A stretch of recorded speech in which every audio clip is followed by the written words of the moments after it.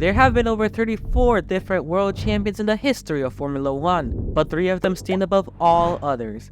These are drivers who look set to lose the title but were able to come through and take the highest crown in motorsport, with these stories ranging from remarkable to outright insane. So, let's talk about the most recent, the legendary Sebastian Vettel.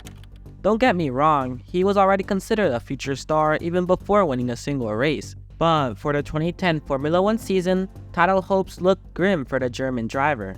He began the season by claiming the first pole position at the Bahrain Grand Prix. Despite leading most of the race, he encountered a spark plug failure, resulting in a 4th place finish. In the following Australian Grand Prix, he once again took pole but failed to finish due to an issue with the brakes. Luckily, he was able to secure his first victory of the season in Malaysia after overtaking the drivers in front of him into the first corner and leading the majority of the race. During the Monaco Grand Prix 2 rounds later, Vettel and his teammate Mark Webber secured a 1-2 finish, with Webber leading and Vettel in 2nd place. The 2 drivers were tied on points in the standings, but Webber held the top spot due to having more wins. However, tensions arose at the Turkish Grand Prix when Vettel attempted to overtake Webber but ended up colliding with him, leading to Vettel's retirement from the race, with both drivers refusing to take blame for the incident. And then, to add to his despair, 5 rounds later at Belgium, he would finish outside the points after crashing with Jenson Button. This was the lowest point for him that season, with Vettel being 32 points behind the leader and had only 6 races remaining to come back and win. And he wanted to do exactly that. At the next round, he claimed the 4th place, followed by a 2nd place finish at Singapore. He would continue his strong form into Japan, claiming pole and leading the majority of the race while taking the fastest lap. However, his streak was interrupted at the inaugural Korean Grand Prix due to an engine failure, resulting in his retirement and allowing his championship rival Fernando Alonso to win. The season took a positive turn once again at the Brazilian Grand Prix, where a 1-2 finish secured the team's first ever World Constructors' Championship and put him even closer to his championship rivals. Now, it was time for the last race of the season, the Abu Dhabi Grand Prix. Heading into the race, Vettel faced a 15-point deficit to Alonso and a 7-point gap to Webber. After an intense qualifying session, Vettel managed to take the 1st place, with Lewis Hamilton right behind him. Alonso and Mark Webber were 3rd and 5th respectively, giving Vettel an early advantage. On race day, Vettel maintained his lead from pole position into the 1st corner, while Alonso had a poor start, losing a crucial position to Button at the start. Mark Webber struggled with grip on his tires and made a pit stop, rejoining the race in 16th place behind Rosberg, with Alonso also making a pit stop after brushing the barrier and rejoining just ahead of Webber. Given Sebastian Vettel's dominant position in the race, it was crucial for Fernando Alonso to maintain his track position and avoid being overtaken by Mark Webber. Dropping the 5th place instead of 4th would have meant losing the World Championship, especially with Vettel leading the race. Alonso closed in on Petrov, who had already made a pit stop, and attempted to overtake him but had to back off to avoid a collision. The Renault driver had frustrated him for over 40 laps before Alonso managed to pass him with a forceful move. Considering the championship was at stake, Alonso couldn't afford any risky contact with Petrov unless it became absolutely necessary. Sebastian Vettel, you are the world champion! The world champion, well done, enjoy it! You are the man! Yes! Vettel maintained his lead and went on to win the race, securing the championship and becoming the youngest ever champion in the sport with a 4-point margin over Alonso. It is crazy to think that no one expected him to take the title a couple rounds previous, but managed to accomplish it and took a well-deserved championship, 1 of 4. But for the next one, we have to go back 28 years to meet the unexpected champion, Keke Rosberg. As a matter of fact, it was unexpected for him to even be in Formula 1, as he had a late start in his Formula 1 career, debuting at the age of 29 after competing in various other racing series. He initially drove for the Alpha team in 1978, impressing the paddock with a victory in a non-championship race. However, he struggled to qualify for subsequent races and moved to another team for a few races before returning to Theodore. In 1979, he joined the Wolf team but faced financial issues and race retirements. He then switched to Fittipaldi Automotive in 1980, where he achieved his first points finish but faced a lack of competitiveness, with the next season being even more challenging, failing to score any points. Despite the poor performances by Rosberg, the retirement of Alan Jones meant the Williams had an empty seat, and they signed him for the 1982 season. What is interesting about this championship is that there were three things that contributed to his title victory. Number one is that, since the turbocharged engines of the Brabham and Renault were miles faster, they suffered from outrageous reliability issues.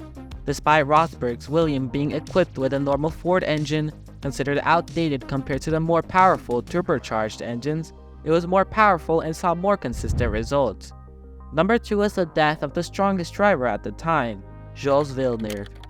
He was in the Ferrari team who had a very competitive car, only being challenged by the Renaults and Pironi, his teammate.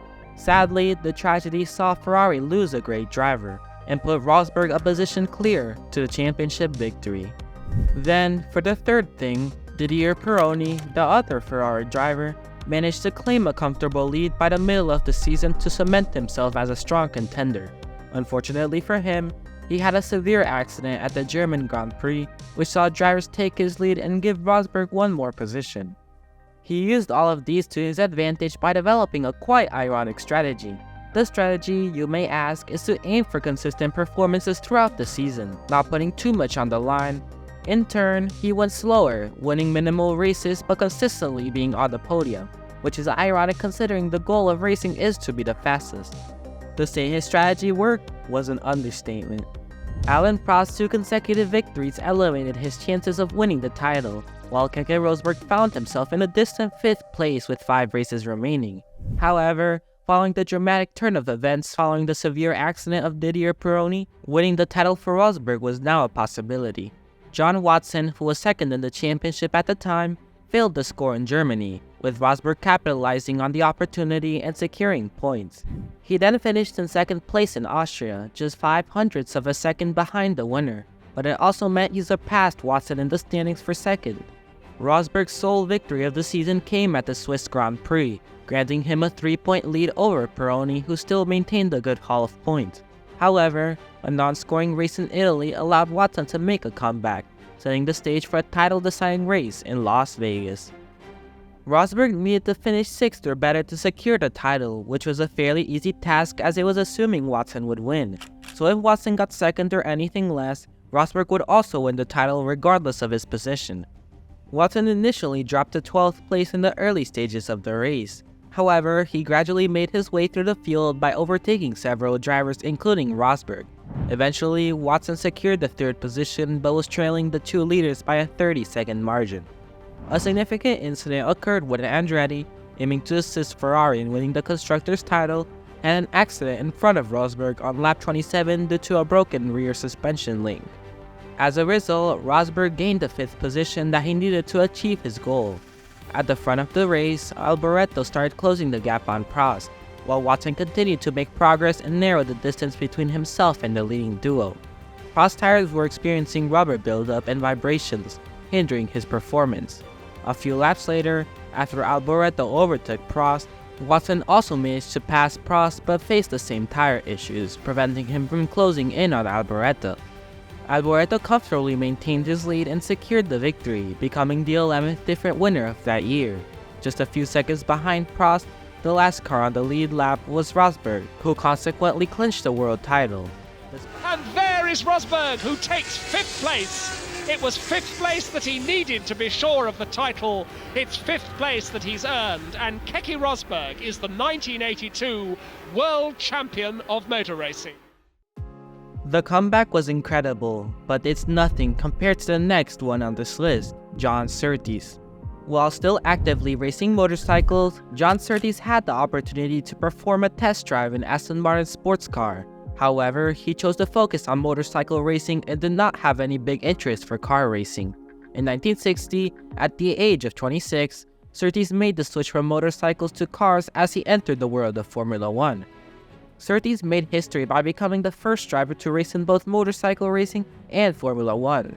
He immediately impressed by finishing in 2nd place in only his 2nd Formula 1 race at the 1960 British Grand Prix. He followed that up with a pole position in his third race too, cementing himself as a force to be reckoned with.